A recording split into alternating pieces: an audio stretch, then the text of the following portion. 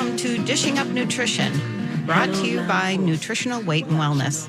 And thank you all for joining us today. We really appreciate you tuning in. Our topic today is the food connection to acne. If you're a first-time listener, thank you very much for joining us. But if you've been with us listening for the past 18 years, boy, we really thank you. Every week, we focus our discussion on how food affects a variety of health conditions. Today, we're going to share some information about how food impacts teenage acne and also how food affects adult acne. Rosacea, commonly affects middle-aged women kind of with fair skin, and it often causes these very small pus-filled bumps. Technically, it's not really acne, but it really looks like acne. And often women are told it's just a hormonal problem. But as dietitians and nutritionists, we believe there is more to that story than just fluctuating hormones. So I want to dig a little bit deeper and ask some real heavy questions. So what do you think the source of hormone production is? The answer really may surprise some of you, but as a longtime dietitian, the real source doesn't surprise me at all. The source of hormone production is, guess what? It's the food we eat. To put it in simple terms, real food like meat and vegetables and healthy natural fats support healthy hormone production. On the other hand, fast foods, packaged foods, processed foods, those are the ones that interfere with good hormone production. So what foods do you think are the most important to have good hormone production? Many of our hormones are made from cholesterol. So for good hormone production, we need those beneficial fats. Almost every week on Dishing Up Nutrition, we mention beneficial fats. It's I feel like kind of a broken record sometimes, right? Sometimes we feel we're just fighting that uphill battle because for decades, we, especially as women, what have we been told? Eat low fat or even no fat. So joining me today in studio is Monica Haas. Monica, let's go over a few of the beneficial fats one at a time to help educate our listeners about the importance of eating natural fats, not only for our skin, but also our hair, our nails, and it even helps with weight loss. So let's start with butter. Everybody loves butter, right? A serving of butter is about 1 tablespoon. And if you saute your vegetables in butter, it makes them taste really good. And that fat in the butter helps deliver those vitamins and minerals into our cells because all of those fat-soluble vitamins, the A, D, E, they need fat to help them get absorbed into the cell structure, right, Monica? Yes, that's such an important thing for people to realize, that adding butter not only is delicious, but it's really going to make our bodies be able to absorb those vitamins so much more. And we recommend butter and not margarine. Many years ago, I'm sure a lot of people remember, margarine was recommended as a preventative measure against heart disease. And guess what? It didn't work, It didn't work, no. And the problem with margarine is it's often made from soybean oil or corn oil. And in the processing, it becomes refined and damaged. Mm-hmm. And this really affects the arteries and all the tissues in our body. So we really recommend avoiding all types of fake butter and just use real butter. It tastes so much better. Mm-hmm. So much better. And margarine can interfere with good skin health and hormone production, and it can create inflammation, which we know causes our skin to break out. Yes, exactly. And we're going to go into a little more detail on that a little later. But we really recommend using olive oil. And I suggest, and personally, I always buy organic olive oil. Yeah. And a good way to think about that is if it's in a clear bottle, that means it's been refined and it's not sensitive to light, right? Because clear bottle is going to have light. But the dark bottles, you want to look for oils in the dark bottles. That means that it hasn't been processed quite as much and maybe hardly at all. And so it is sensitive to light. So that's why it's in a dark bottle. So I always tell people, look for those dark bottles. Just move away from those plastic clear bottles. That's such a good tip. Yeah. Again, a serving is very similar to the butter. It's about 1 tablespoon of olive oil. And just maybe mix it with a little vinegar or lemon juice. That makes a great salad dressing. My favorite, aged balsamic vinegar and olive oil. I don't even have to put anything else in it. That's just like my favorite. So easy. I'll just add it to the salad. I won't mix it up ahead of time. No, you don't. That step. And it really is pretty simple to make your own dressing, especially if you're using a quality extra virgin olive oil that tastes really amazing. Like you said, you don't need to add a lot more to really give your salad great flavor. Just make sure when you're making your dressing that it is olive oil. We don't want to substitute with soybean oil, canola oil, sunflower oil. Those what we call refined fats that have been damaged and they're going to damage your skin. And we'll talk a little bit more about that later on. Yeah. Yeah. So an oil that is safe to cook with, because temperature can destroy an oil, can damage an oil. But avocado oil is much more stable at a higher heat. Higher temperature cooking is safe, but you got to use the right oil. And so avocado would be it. But we still suggest that to avoid damaging any of these very sensitive fats is to cook at a lower temperature just for a longer period of time. Actually, slow cooking or cooking at a lower temperature catches more of that flavor. So you won't lose the flavor. It might take you a little bit longer, but not to worry. It's going to be really good for you. Yes. And I use avocado oil for the oven. Yes. Yeah. That's my go-to. And then I'll use olive oil more for after the cooking process to add flavor that way. But let's dig a little bit deeper into why we encourage you to avoid those refined oils. So again, vegetable oil, soybean, corn oil. Why do we want to stay away from those? And those are the ones that we find a lot at restaurants in a lot of processed foods. Restaurants don't use good quality. For the most part, they don't use the good quality olive oil or avocado oil. Because it's cheap. Yes. Yes, soybean oil, corn oil, all those are much cheaper. Yes. So let's talk a little bit about why. So in commercial oil manufacturing, there are 10 steps to make these oils. I don't think people realize that, right? Right. Think about it. It's not natural. No. So one of those steps can include adding a solvent like gasoline, heating it to a very high temperature, and at the same time, they're going to be bleaching, degumming, and deodorizing. All those require some kind of chemical, right, Monica? Right. And imagine how it smells if they have to deodorize it. And so in that process, you're losing vitamins, minerals that might be present in those oils. And now it's refined and damaged. And it's damaging to our health. I just have to share a little story on this one. But during my training, and I did my training in Canada, so some of it was a little bit different. But we went to we went to all of the manufacturing places. We went to, we went to a place where they were deodorizing and making the oils. And I remember thinking, ooh, this doesn't smell very good, and we're gonna eat this? I don't know about this. So that was a long time ago. That was like in the 70s. So I've been kind of always questioning that in my head. So when I came to Nutritional Weight and Wellness and we were talking about that, I went, all right, yay, finally someone's really talking about all that stuff. Well, if I can add really quick, think about an olive.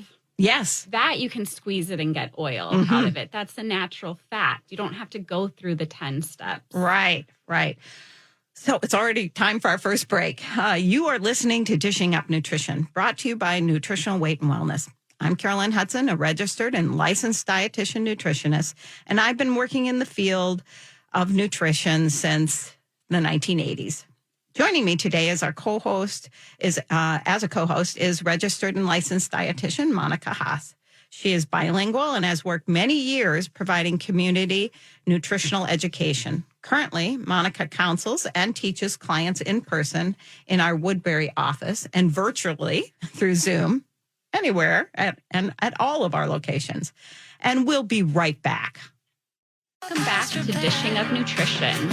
Starting the week of October 17th, we are offering our new series of support and education classes. We have developed 24 new classes to help you make the changes in your nutrition to achieve your personal health goals. You will be meeting with us once a week in small groups to learn more and to put into practice what you already know. There is still time to sign up. Call us at 651-699-3438, and we will help you find the time and location that is best for you. So, Monica, before we left for break, we were talking about the processed oils and how they're not necessarily very good for you because they're highly refined, and we don't know where all those chemicals that they use to draw the oil out and to degum it and deodorize all that other stuff. We don't know what really happens to those. So it's possible that, well, we know they're damaging. Yeah. They're damaging to our cell structure. And if they're damaging to our cell structure, they're going to be damaging to our skin and a lot of other things, right? Totally. So another healing fat that we certainly want to recommend is coconut oil. And there are just lists and lists of healing qualities of coconut oil and pages of research data explaining the benefits of coconut oil.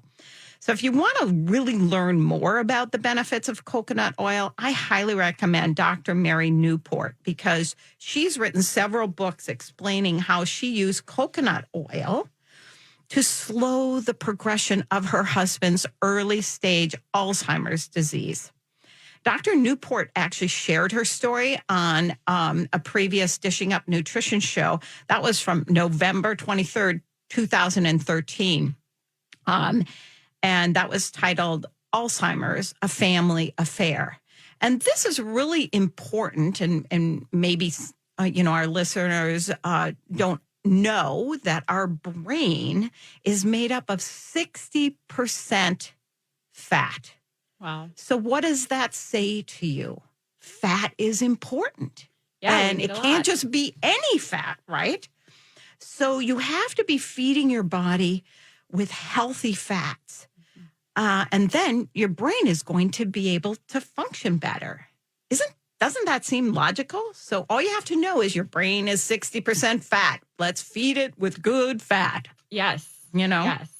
So this November, actually, Dr. Newport has a new book coming out called Clearly Keto. And we're hoping we're going to be able to get Mary Newport back on Dishing Up Nutrition to discuss that coconut oil and her new book. Yeah, that'd be great. Yeah, she's really a great guest. Yes. And, like you said, coconut oil is a very healing fat. I like to use it a lot. I will use it in the oven sometimes, maybe if I'm stir frying, but I like to use it a lot in baking. And it's funny because it kind of looks like Crisco. Yes. That shortening. Yeah. But it's not the same. Crisco is very refined, damaged fat. So instead of using Crisco in your Thanksgiving pie crust, switch to butter, which is going to be a healing fat. What else? Lard. Lard, yeah. And I've found that you have to ask for it. I mean, some of the co-ops and health food stores have it, but, grandma or great grandma used to use lard. That is actually a healthy fat for you. So don't be afraid to use that. It's not refined, right? Right. So, and we were told for a long time not, to stay away from that. Oh, yeah. Yeah, just like we were told to stay away from butter, too. Yeah. So many of you have really requested more information about what fats and oils to use and the ones to avoid. And there's just so much misinformation about fats and oils. So we hope this information today has helped clear up some of those misconceptions. Definitely. And, Carolyn, one of the questions I hear a lot from clients in the classes, social media, is really about salad dressing. Oh, Everyone wants to know, what is a good salad dressing brand? Because it's really hard to find a bottled salad dressing that has good oils. mm-hmm. I was there the other day, and 90% of them, soybean oil, canola oil. Again, these are really highly refined and not things that we want to be putting into our body. Right.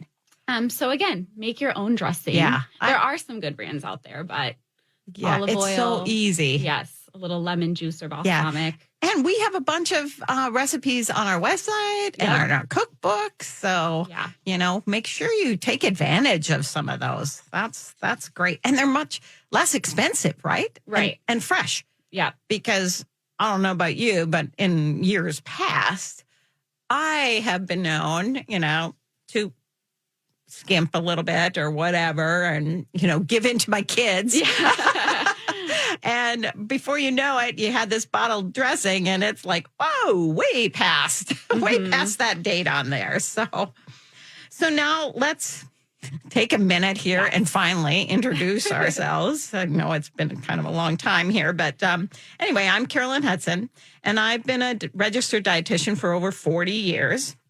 And my very first job as a dietitian was working in Canada, and I was in remote villages a lot. Today, I'm semi-retired, woohoo, not really working with individual clients, but I still love to teach. I love to do this radio show and, and teach some classes at the corporate level and maybe some of those new classes that are coming up. So joining me today as a co-host, you've already heard her, it's Monica Haas.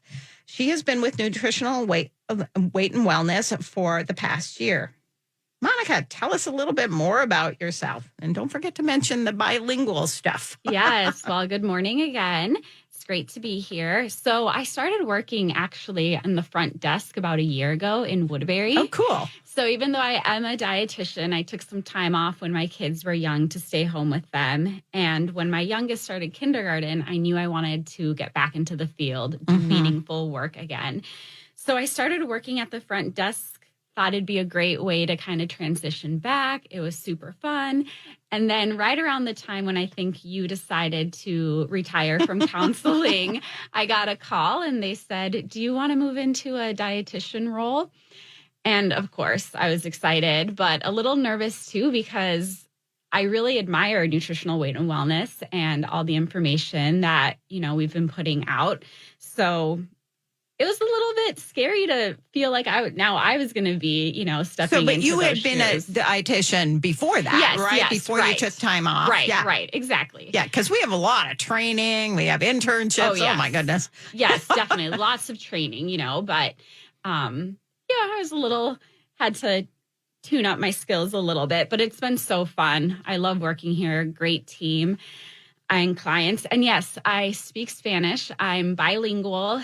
And so if there's any Spanish speaking clients, or even if you speak English, but you're more comfortable with Spanish, please give us a call. I'd love to work with you.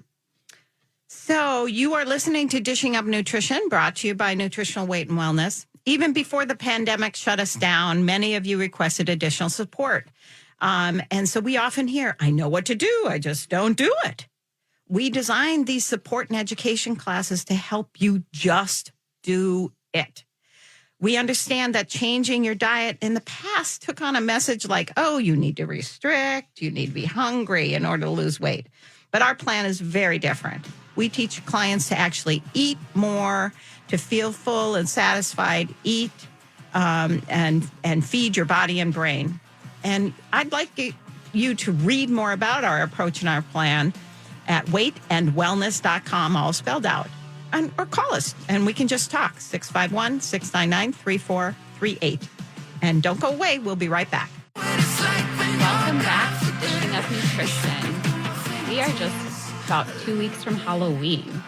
And I want to mention that we are running a free Halloween 30-day no candy challenge for those who want a little accountability and extra support when Halloween candy seems to be everywhere.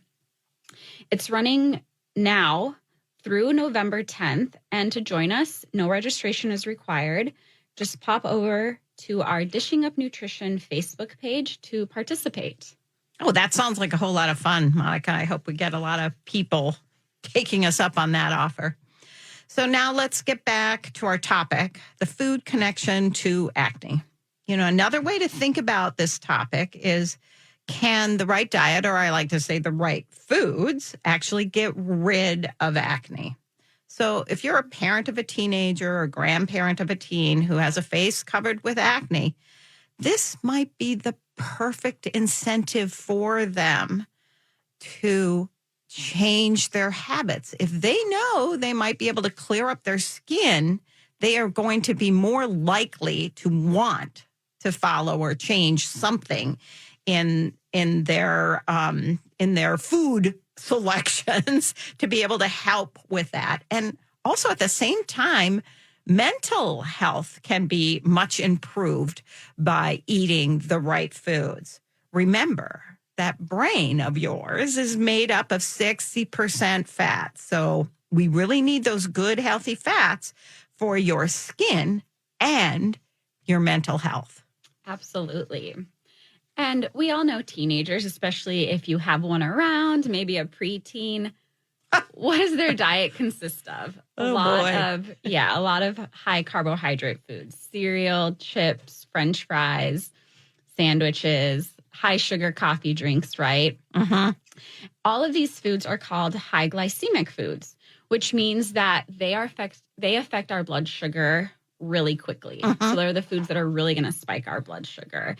And many research studies have found that it's these high sugar, high glycemic foods that can increase the risk of acne. Mm-hmm. So those high sugar foods, they spike it, but then our blood sugar always drops. So we call that the blood sugar roller coaster, right? Mm-hmm. That is not good for inflammation in your body. You need to keep your blood sugars stable, yes. right? Oh, yeah. So vegetables and most fruits are really considered to be low glycemic or low sugar. And they're going to reduce the amount of acne a teen or even an adult may have. Several studies have been conducted in several different countries about the importance of diet and acne. In the U.S., 2,258 patients were placed on a low sugar diet with and low glycemic eating plan. And this was for weight loss. And this eating plan not only helped those teens lose weight, but they also noted that it reduced their acne by about 87%. That's a lot. That's incredible. Yeah. So why not try this? You know, Yeah.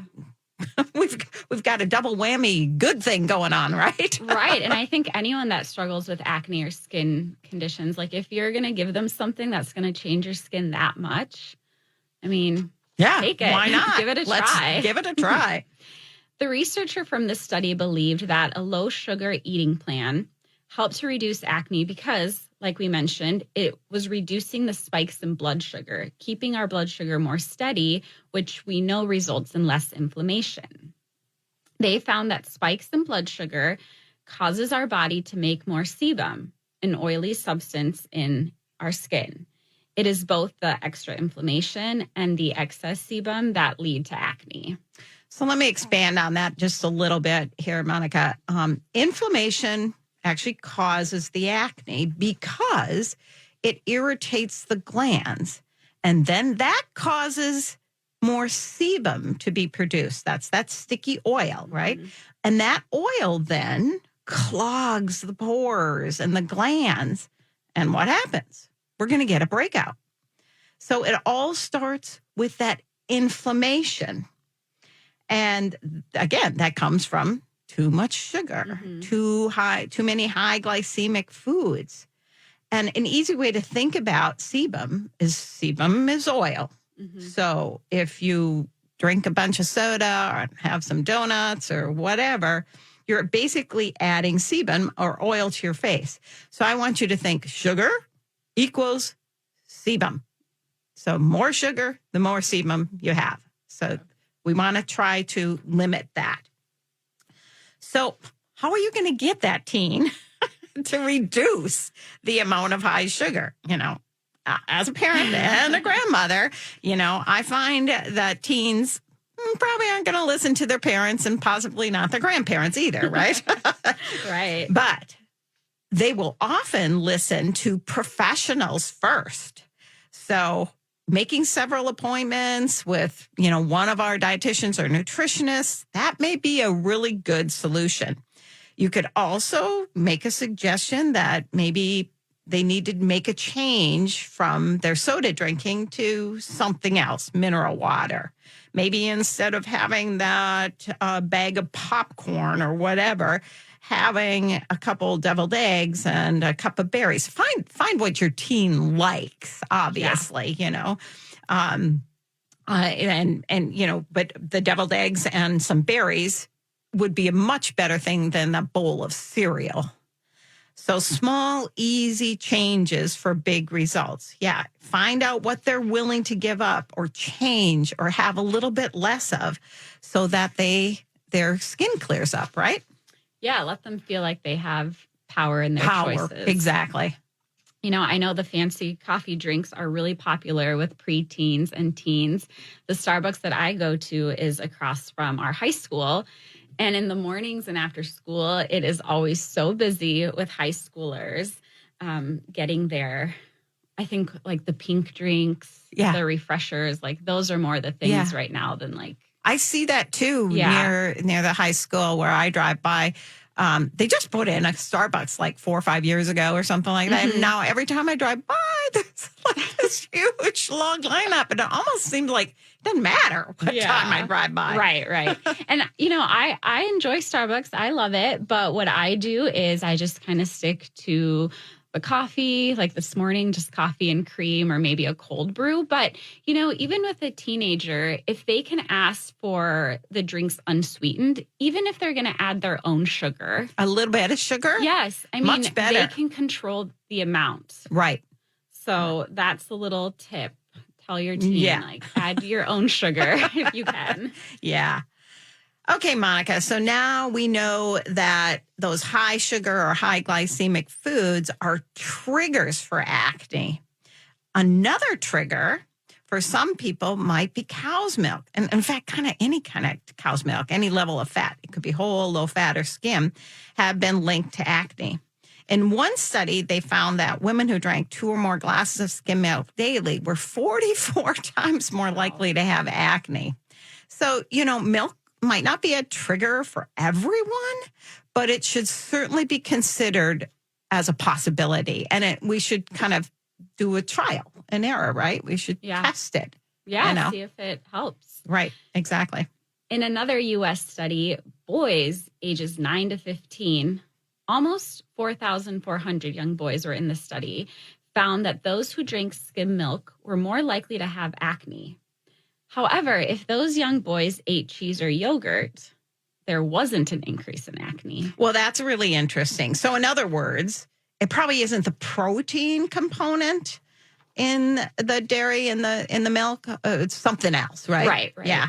So at this point in time, researchers are really not sure why drinking cow's milk increases the risk for acne, while products like the milk, made from milk like cheese or yogurt, don't seem to really increase the risk. That's so kind of the jury's a little bit out on the actual component in the milk that is causing that. So, right.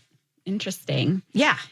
In the past, teens with acne were told that there was no connection to diet and acne. I remember hearing this. Oh, yeah. Me too. But in February 2021, a review study was published in the International Journal of Dermatology that found that data really supports the evidence that diet plays a role in the treatment of acne. This was a review research from 11 clinical studies and 42 observational studies. So if you struggle with acne, again, the first step is to change your diet. Eliminate the dairy, reduce sugar and those high sugar foods. Eliminate soda and the sweet drinks. And that's a good place to start for many. Yeah, whatever your teen, or if it's you as an adult that is suffering from acne, think about what you're willing to do to get that clear skin. So, but if you're a teen with acne, or maybe you're a woman in perimenopause or menopause, the first recommendation made by the researchers and us at Nutritional Weight and Wellness is to reduce those high sugar, high glycemic foods. So again, if you're drinking soda or high sugar coffee drinks or sweet tea, we recommend switching to like a filtered water, a mineral water, unsweetened tea, coffee with just a little bit of heavy cream. Those are all good solutions. Yeah, and we have found that when clients eat the Nutritional Weight and Wellness way of 3 to 4 ounces of animal protein, 3 to 4 times a day, plus a lot of vegetables, and then 1 to 2 tablespoons of natural fats 3 to 4 times a day, this is going to keep our blood sugar steady. So control those blood spikes and really reduce inflammation. So it's time for our third break already. You are listening to Dishing Up Nutrition. If you have taken a weight and wellness cooking class from Marianne, you already know how she inspires all of us to get into the kitchen and enjoy the art of cooking. On October 26th, Marianne is back in her kitchen, and she's going to be coming directly to you through Zoom to learn how to use spices to enhance the flavors in your meal. And guess what? If you can't make it to that class live, we offer a recording of the class to everyone that registers. And you'll be able to receive, you'll get a live link to the recording via email and the following day. And you're going to have up to 3 days to view that class before that link expires. So even if you can't make it that night, you've got that link that you can look at. So these classes are only $25, and you will learn techniques that you will use over and over. So just call 651-699-3438 to save your space. Don't go away. We'll be right back after this break. Dishing Up Nutrition. According to many research surveys, about 85% of teens have acne, which makes them feel uncomfortable, embarrassed, and self-conscious. I personally like working with teens to help them look better, but really to feel better about themselves. I work out of the Woodbury and St. Paul office. Christy, who is also a dietitian and has teens of her own, she understands the struggles teens experience, works out of the Maple Grove office. Kelly, another one of our awesome dietitians, has 20-year-old twin girls and understands their struggles. Kelly is in our North Oaks office.